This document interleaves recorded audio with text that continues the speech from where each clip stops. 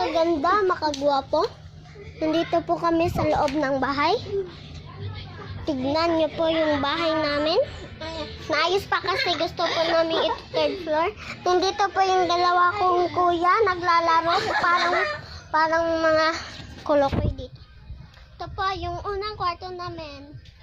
Hello Kitty. Hello Kitty. Hello Kitty.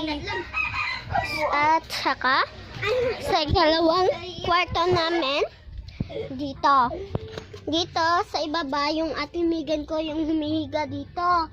Lunta kasi lumalakad sila. Ito kang ati Kim Kim naman to, puro Hello Kitty rin. Lahat gamit niya Hello Kitty. Ayan, so yung dalawa kong magkakapatid parang nag-aaway. So hello, makaganda, makagwapo. Yan. Huwag ka dito!